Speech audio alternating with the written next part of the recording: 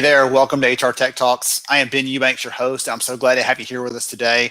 As always, go ahead and take a second if you're listening in. Go ahead and chime in, let us know where you're listening in from. I always love to see where everybody is. Sometimes you're here in the US, sometimes you're overseas, doesn't matter though. I just love to hear wherever you might be. And I'm so glad to have you here with us as part of this community. So, every week we talk to different companies in the HR technology, learning, talent, HR, a little bit of everything, this space to understand what they're doing, how they're serving clients. And so it's so much fun for me to be able to see the variety, right? Some of these companies are in recruiting, some of them are in benefits, some of them everything you can imagine. And today we're going to talk to a company that's doing something unique and different in our space there are very few like kind of firsts and onlys and the ones that are really unique. And so I love having those discussions and going really deep into those nuances because it's hard for me as someone who stays up here on everything to get super deep in everything and in all these different areas. And so this is always good for me to plug in and find out those things. So for all of you as you're listening in, as always, if you got a question, you got a comment, please chime in. We love having you be part of this, whether you're watching it live as it's happening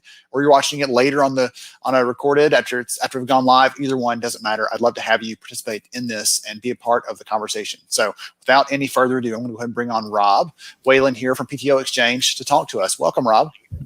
Thanks, Ben, for having us. Really appreciate it. Absolutely. So we're going to talk about PTO. We're talking about some of the innovative things that we can do with that I don't want to spoil it too much because you're going to talk about that a little bit. We're talking about some of those things. I want to ask you about some trends in the last year, what you're seeing across your customers. But before we get to those things, will you take a second and tell us who you are and what you do, please? Yeah, so my name is Rob Whalen. I'm the co-founder and CEO of PTO Inc. We have a product called PTO Exchange that most people know. And what we do is we sell it to enterprises, but we allow employees to use that accrued value that they have earned, called PTO or vacation, and be able to self-direct it for goods, services, and experiences, right? So using it other than taking time off. So that is what we do. So we're going to dive into, again, all things in and around PTO today. So for those of you listening in, again, I'd love to have you chime in, let us know what you're thinking on this, or let us know what you're thinking on this, because this, I'll tell you frankly, Rob, right? The first time you and I met or chatted, over a year ago now, it seems like just yesterday, but over a year ago now, I came into the conversation thinking, okay, all right, can you really innovate around PTO and what you're doing there? Can someone really do that? Or is this just another, lipstick on a pig? Is this just, trying to dress something up basically, right? And that's not a jab at you. That's just, I have to be a little skeptical because I talk to these companies every day. That's part of my job. And I'll tell you, I walked away like really intrigued, really interested. And I'm always looking through the filter of when I worked as an HR executive, would this have solved the real problem that I had? And I feel like I can say yes to that question around what you and the team are doing. So you kind of alluded to this a minute ago, but talk about this right now. So tell me how big the problem is. I know you've got some big numbers you can throw out there to help us kind of get our heads wrapped around that. Yeah, so I think and again, we worked years ago with the Travel Association and kind of around some of these things. But at the end of the day, there's roughly about $365 billion that's accrued by the private sector, right? So not the public sector, not the governments of the cities, but just in the private sector, there's $365 billion that's accrued on the balance sheet of companies, right? And roughly, if you think about it, the average amount of PTO or vacation that you get is 3 weeks. Roughly a week of everyone's PTO goes unused, right? So that equates to about $155 billion that people have earned, right? So they've earned it through productivity, but they're not able to use it. And they're not able to use it for just a number of reasons, right? It could be, there's too much work on their plate. It could be, they just can't get away. So roughly that's what we're addressing. We're looking at that 155 billion, that unused PTO, and how can you do something different with it, right? As an employee, right? How can you take that value and self-direct it? And there's a lot of different ways for us to do that. I mean, I'm thinking back when I worked the last HR job that I had, we had employees that for whatever reason, right? Again, you named a couple. There are probably a lot of them they just wouldn't take time off. One of them was our CEO, and right, you know this all too well. Like there's always more to do, so it's hard to just pull back and draw away.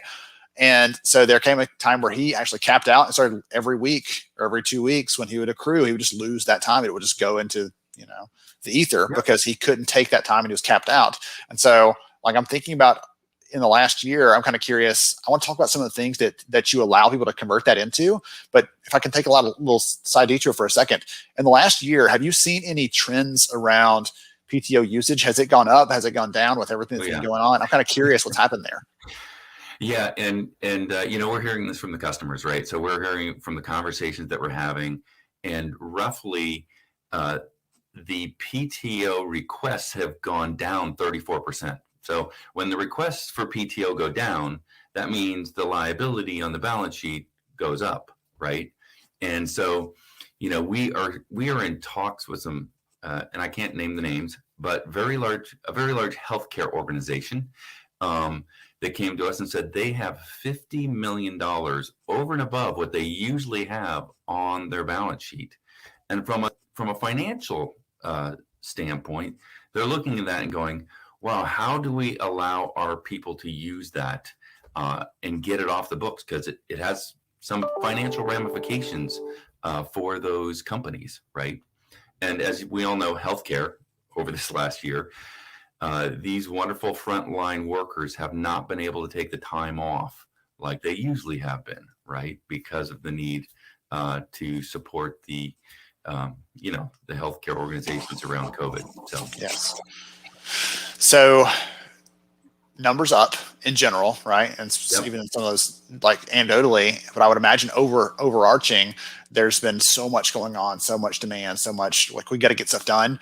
And I don't know, on the employer side, there's almost maybe a little of an expectation, like, hey, suddenly now we're more flexible if you are remote, and so maybe you don't need to take so much time off. Like again, that's not necessarily right or wrong, but that might just be the thinking for some companies. So in that example, and in some of the other companies that you talked to, I know you've kind of teased this in a prior conversation, but this isn't always just the head of HR that's in these discussions. But you mentioned like liabilities in the books, like the CFO probably has some stake in this and is probably feeling a little bit of the heat from some of these liabilities, right? You bet. And let me just give you kind of an example. So let's just say we accrue 3 weeks a year and we make $50,000 a year. And next year we make $60,000 a year because our salary went up and we never used that PTO. Well, now, the accountants have to go in there and make a journal entry because that PTO that's on the liability on the books is now increased, right? So we work with a lot of large organizations that are looking at this liability and saying, boy, it's increasing over time, right? And so how do we utilize that PTO, right? How do we stream that out? And it's really a time value of money equation that we're solving here. And what we're doing is we're allowing employees to use it at the pay rate that they accrued it, right, within that year, instead of carrying it over and having it compound and grow over time, because that's something that the financial people don't really like, right? Yeah, for sure. So we've teased it enough, right? You've set this up, like, and I'm sure everybody out there is like, just tell us, Rob. Okay, tell us how it actually works. So, what are some of the examples? What are some of the ways that employees can take, if their company's using PTO Exchange, they can take that PTO balance, those hours they're accruing. If they don't want to use them for PTO, they can use them in some of these other kind of flexible ways. Will you talk about that, please? Yeah. Now, granted, we sell this to the organization, so we sell it to the enterprise, and so they're the ones who, again, turn on the plans or allow the employees to use it in a certain way. But today, we have people that can just take their PTO and cash it out, right? So they could just, hey, I'm not going to use this 40 hours or 20 hours. I can cash it out, okay? But more likely what we have is we have people that are saying, hey, you know what? I want to go on that 2-week vacation. I'm not going to use a week, but if I could use that week to buy hotel and airfare, maybe I could subsidize a vacation or an experience that I may not have been able to afford with my family, right? So we actually have a relationship with Priceline, so you can do that through our platform. But you could also say, hey, I want to use that week and I want to put it in my 401k, right? I am not going to hit the 19.5, right? And so I want to be able to take that week and put it into my 401k. You can do that, okay? You can put it into your HSA. And again, both of these are they're qualified tax deferred plans. So it goes in tax deferred, right? Just like a normal contribution. You can also take some of your time and, let's say, give it to a nonprofit, right? So we integrate directly to the IRS's database of 501c3s. So Ben, if you weren't going to use that week and you said, hey, I want to be able to give to a nonprofit of my choosing, and you could do that, right? And you'd get that tax write-off because it's a nonprofit, tax deductible. We also allow you to give it to another employee. Let's say in these times, and we saw a lot of this last year, we saw where an employee would use all their PTO up because they were sick, and then they needed more time because maybe their parent got sick or ill or their child. And so they would request more time off. Well, if I didn't get sick and I had this excess time, I could actually donate it to a pool, and they could actually access that time. So again, it helps develop a real culture within the organization to support one another, which is what we saw a lot of this year, right? A lot of people got in and stated, hey, we need to help everyone. So we saw a lot of that going on this year. What's interesting for me is I think about a lot of the benefits we offer from a company perspective. We try to offer them to hit the greatest number of people with the greatest utility, basically, right? Let's target the average employee and give them what we can give them. But there are employees below that and above that, and in all different demographics, like life preferences and everything else, where they're like, okay, I'll take it because it's offered, but it's the only choice. And so I'm just kind of stuck with it. What I love about this is, depending on where I am or what my priority is individually, I can focus on that priority instead of being stuck with whatever I'm being offered from the company perspective, and just really putting that power in the hands of the individuals. That seems like it would create an opportunity. You talked about, creating a culture where they care about each other, but I think it's also creates a culture where I really care because my employer cares about me. So I care about doing the right thing, in return. You bet. I mean, I think from HR standpoint, right? When we talk to HR executives, the one size fits all doesn't work anymore, right? And they have with the different generations. So we have more generations in the workforce today, right? And we call them within PTO, we call them life's transitions. And if you just look at your own life and you go, okay, I graduated from college, I have my first job, right? Maybe my objective is to pay down my student loans, right? Maybe that's my crux, right? And maybe that to me would be less stress relieving than going on a vacation, right? Or maybe you get to the point and you're having children, right? So as you go through these transitions in life, everyone needs something different. And so the ability to take that week and allow people to use it to help support those transitions, whether it be even an automobile that breaks down and now I've got to spend $400 to get it fixed, right? And then, kids off to college, right? You just go through these transitions in life, and they're all different and they're all unique. And so the ability to have a benefit, and again, it's an already budgeted benefit that you can self-direct to support these transitions is really awesome, right? And we see it and we hear it every day through the employees using our system. I'm thinking about, number one, you made me feel really old when you mentioned kids going to college, because ours aren't anywhere near that yet. So that gave me a little bit of a heart palpitation thinking about that something coming somewhere down our future. But it actually, just kind of a side connection to this. I'm going on a mission trip soon, and one of the things I'm going to do is teach a financial class for the individual people that are there. And so I'm thinking, like, the one that I teach here for our local nonprofit group, I'm like, it's probably a little different because it's another country, different culture, different needs, things like that. And so we've stripped away some of the things that don't matter and focus on those things that do, right? The savings and making sure you're prepared for emergencies and things like that. But like, as you're talking, I'm thinking through that example of how we assume we know what our people need from us, right? That's always a bad idea, is to assume you know that. And giving them some flexibility, some control, some autonomy in that can be really empowering and exciting from the employee perspective to say, hey, I get the chance now to help someone out, right? I was telling my kids a story yesterday about, we had a gentleman that started with us 10 years ago, when we had some tornadoes come through the state. The he started us on a Friday. That Monday, his house was destroyed down to the foundation from a tornado. And so he had no time off saved up, and everyone was able to, kind of figure out how to give him some. But I remember the story on the employee side was everybody's excited. We got to help out Kenny and his family, right? We got to help them out. On our side, HR and payroll, we spent 3 weeks figuring out how to make all those things fit back together, because we had like ripped the shreds trying to figure out, okay, we took some time from this person and took some time from that person, and this is their pay rate, and how do we balance this, and all the journal entry things like you mentioned earlier. We had to figure out how to put all that back together again, because that stuff is hard to do manually. And so I'm so excited to think about people being able to do that seamlessly and applying those things wherever their heart's leading them, or wherever their head's leading them, depending on where they might be. You know what?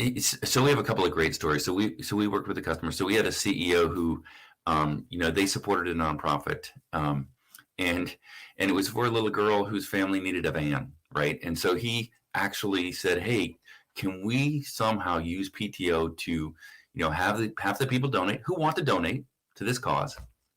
And we're trying to raise $45,000, right? And they came to us and said, "Hey, can we turn this on?" And we said, "Oh my God, you can have it turned on Monday," right? And this was Friday late afternoon. By Wednesday, they made the announcement. By Wednesday, they had raised the $45,000 within their employee base, and they closed it down. It was amazing. That little girl got her van. 3 weeks later, all the money got transferred, and we helped manage all of that. And from an accounting standpoint, all those people got to, because it was going to a nonprofit, got a tax deduction for doing it. And the company matched it. So it was just a really, really great story to help this family in need out, right? And I think that makes a difference, and it really helps for them. That's part of their brand as a company, right? And to see everyone in the organization jump in and help out so quickly, they were really amazed. So that's just one example. I'll give you another example. We're working with a very large organization, hundreds of thousands of employees. They came to us and said, "Hey, we have 14% of our workers that are tenured 1 to 4 years accessing their 401k for $500 to $2,000 loans." And they're like, we're trying to create financial wellness. And, on average, those people get 20 days a year in vacation. Could we increase that to 22 days and then allow them to cash out 5 days a year, right, for an emergency? So, and equated, when we did the math and we did the analysis, it was roughly around $1,300 across the board on average that the employee would have access to for that emergency, right? They were accessing their 401k for an emergency, Ben. It was crazy, 14%. And so they said, "Hey, could you do this for us? And could you build it?" We did it. They use it. It's amazing. And that percentage has now gone way down, right? And it was really to help those employees that are 1 to 4 year tenured kind of build up that financial wellness over time, right? And so that they weren't accessing that investment for the future of retirement. It's just a great success story. And we see that happening all the time now. I talked to a good friend who used to run HR for a life sciences company, and he said, we had to actually make a rule that no one could take anything out of their 401k because they were processing them all the time. So we just made a rule that no one could do that. But they didn't actually solve the real problem, right? You're solving the real problem at the root of that, not just treating a symptom, which is this loan from your 401k, just a hardship thing. That's a symptom of the problem of your employees having trouble managing their basic financial budget day to day, and allowing them to access the money that is theirs, that they have earned, that they haven't stashed away in a retirement account, and they're unplugging it from their future.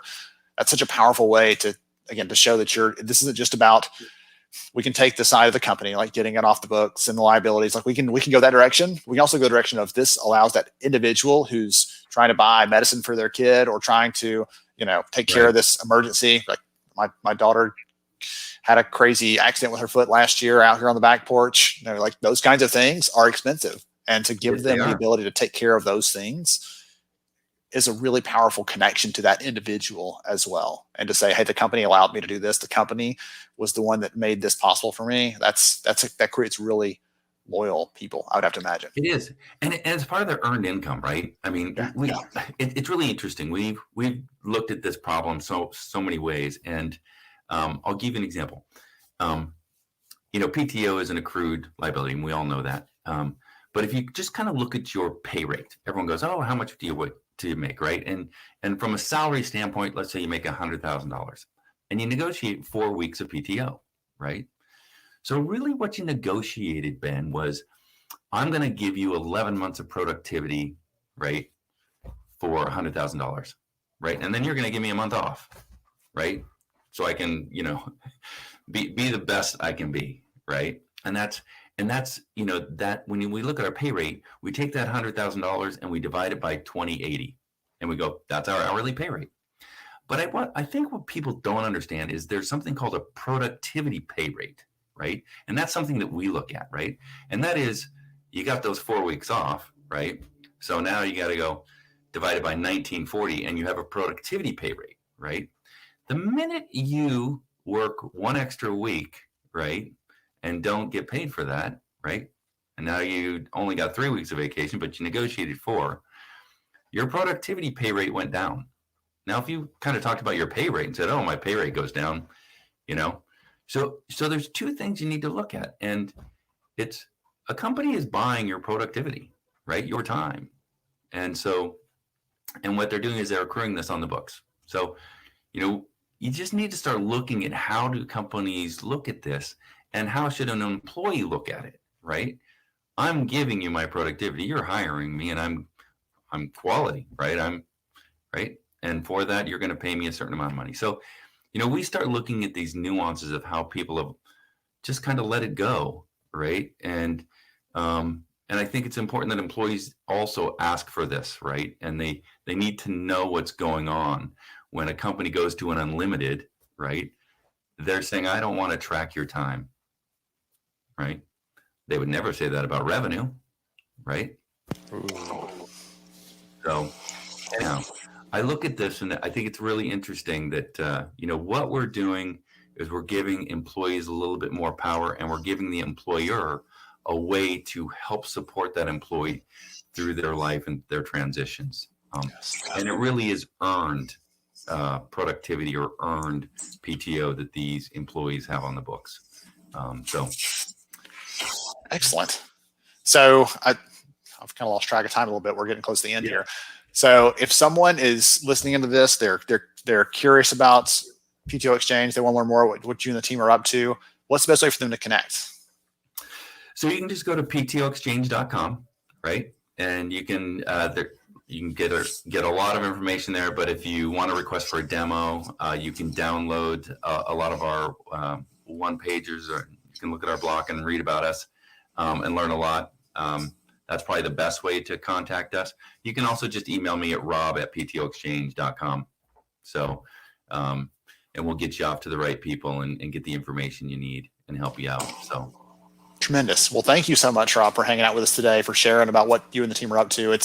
I got on, I'm kind of nerdy excited about it, just not only because it's something unique and different. It's not just, hey, let's do another spot bonus to your people or whatever else like this. This is something truly unique, I feel like. And what I really appreciate about what you and the team are doing is how it connects in with these other things that really do matter. It's not just saying, hey, you can convert it to that and good luck getting it over there, but we'll feed it to the right place where it needs to go, even if it's the charity route. Like, this is a list of approved charities, all those kind of things to make it very simple and easy and streamlined. I think it's really powerful. So thank you for what you and the team are doing. I really appreciate you for joining us. Thanks for everything you do and bringing to light all of these new type of innovative tools and solutions for HR. So really appreciate it.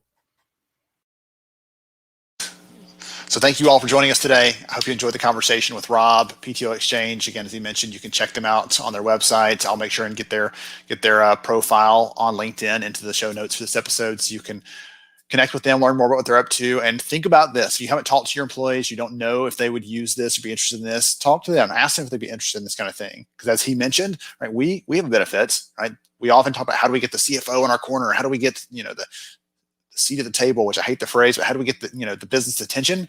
Well, this is a way to start that conversation to say, hey, I understand what this means for you and the stress this might be causing you.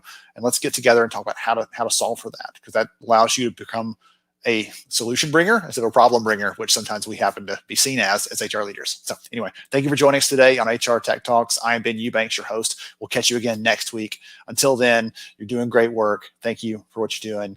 Stay tuned for more. Have a good one.